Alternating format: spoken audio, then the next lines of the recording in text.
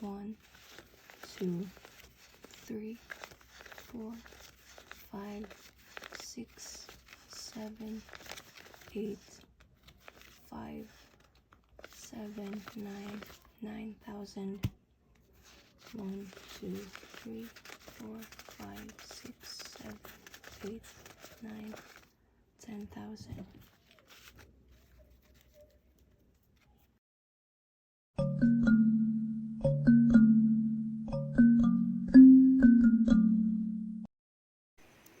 As promised, ako ay magsasagawa ng cash stuffing video ngayon, wherein magpupuno or maglalagay tayo ng pera sa bawat envelope. Bago po yan, ay isi-share ko muna ang mga subcategories na meron doon sa mga categories na tinalakay ko sa previous video. I recommend na panoorin muna yun kung hindi mo pa napanood bago mag-proceed sa video na ito. I will link it down for you. Welcome back mga mamamayan sa aking YouTube channel. Ang ibabudget natin this month ay 10,000 pesos. I just want to mention na ang mga subcategories na aking i-share sa inyo ay ibinase ko sa aking monthly obligations, bills, payment, and budget.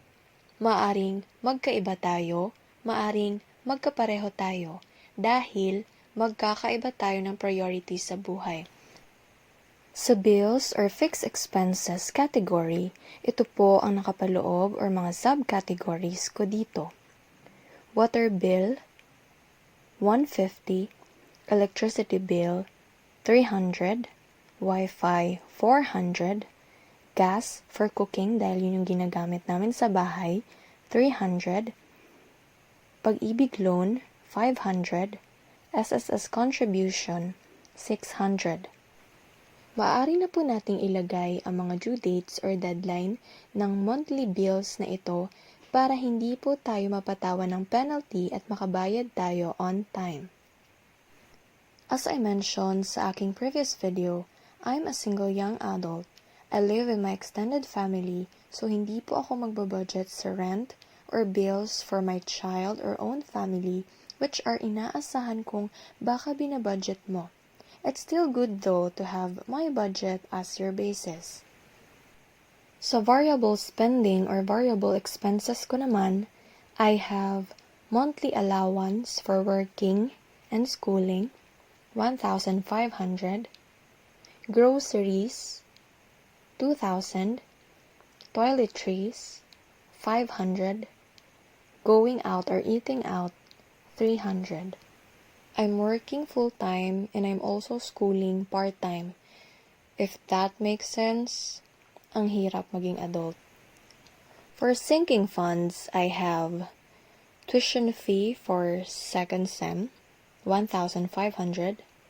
For Christmas, 1,000. Celebrations, 250.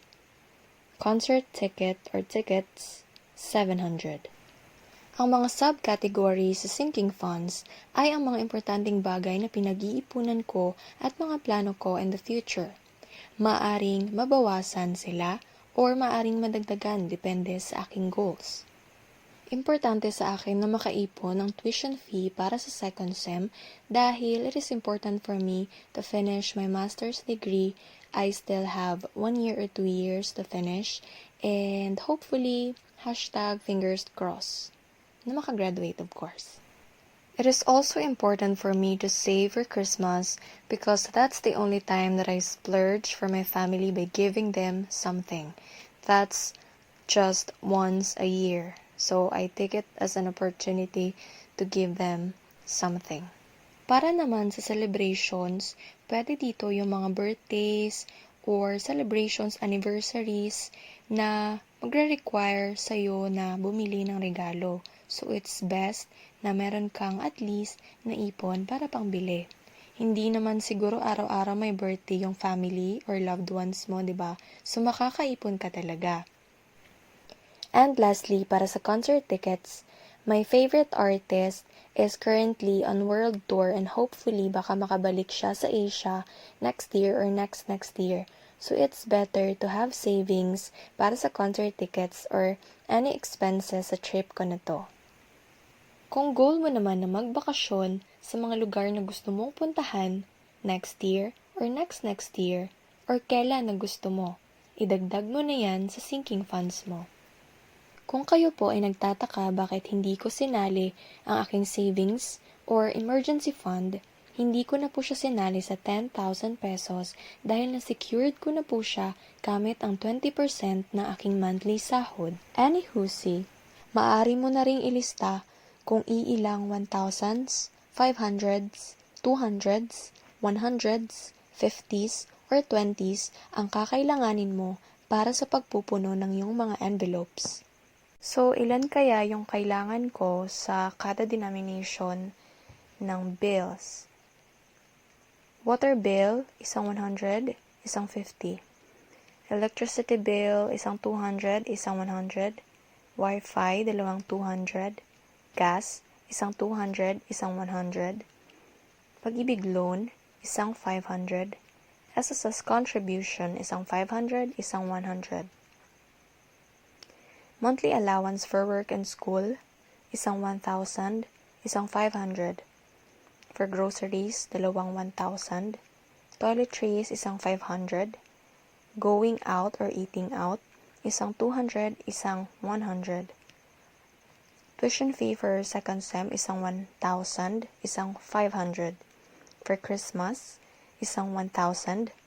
Celebrations, isang 200, isang 50. Concert tickets, isang 500, isang 200.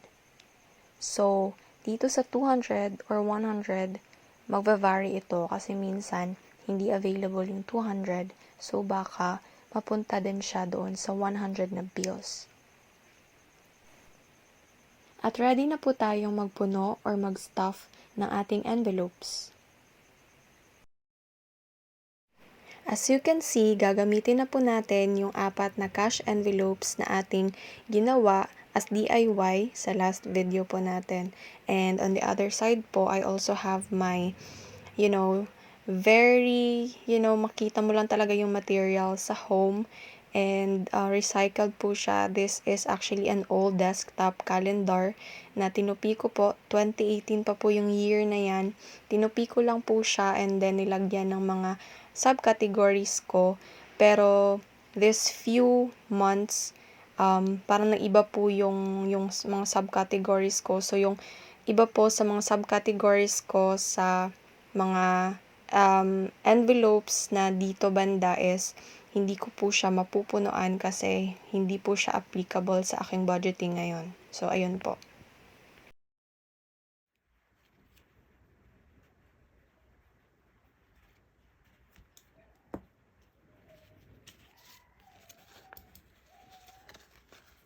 As I mentioned earlier, mag-vary po talaga if available yung mga bills or not. So this time, wala po talaga akong makitang another 50. So I have here 2 20s and a 10 peso, coins. So 150.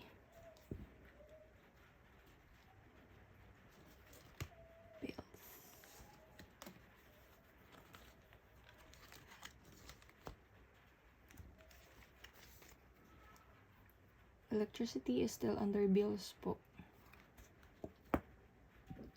300.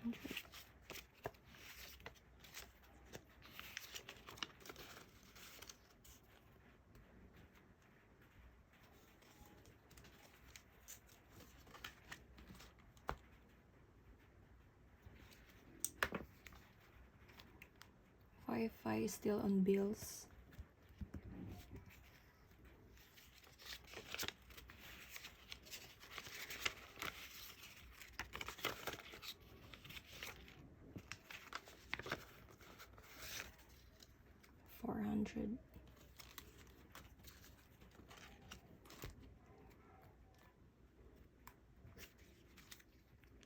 Gas will be sa household, so 300. Actually,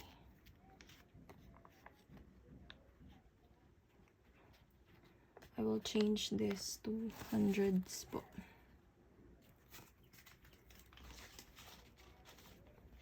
So, meron tayong 500 dito. So, yung gas is 300.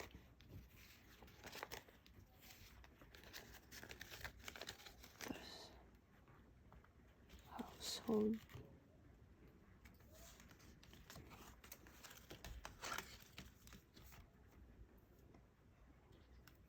And then, sa loan, I have pag-ibig loan, 500.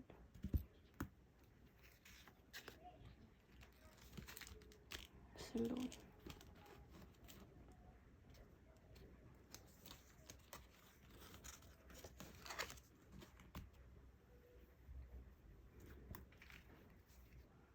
Then, SSS contribution, 600.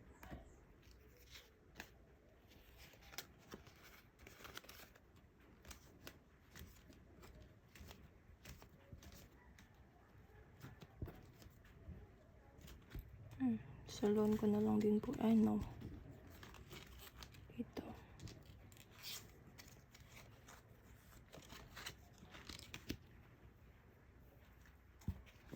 Then, let's proceed sa variable spending. My allowance is 1,500.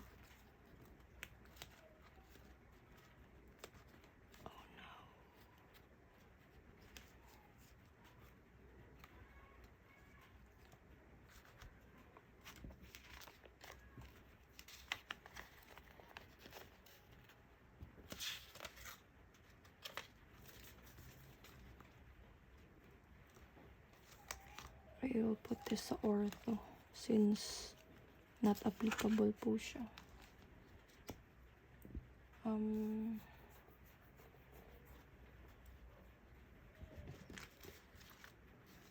Groceries, 2,000.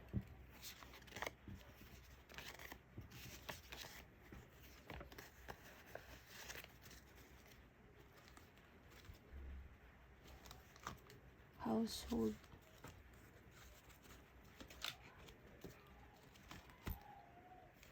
and then toiletries, 500.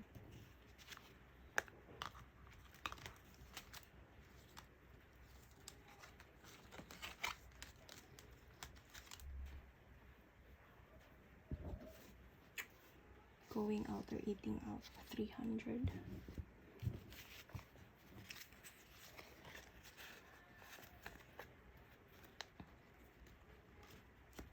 That falls po. May ginawa po kasi ako ditong entertainment. So, dito ko po yan ilalagay.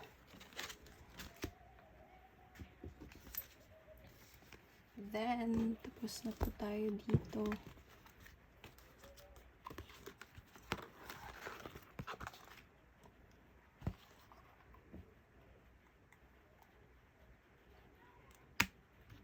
Itong apat po yung gagamitin natin para sa sinking funds.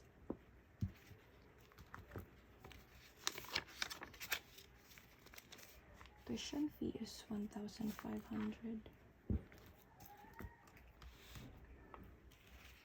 One, two, three.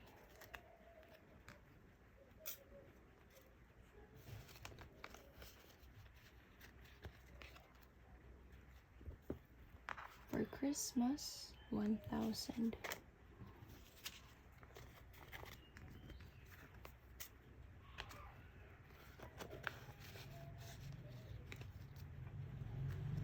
And for celebrations, 250.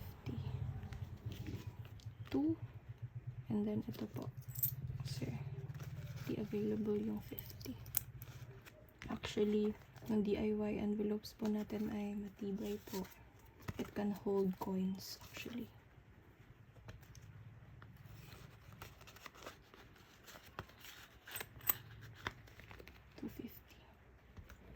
And then concert tickets is 700. 700.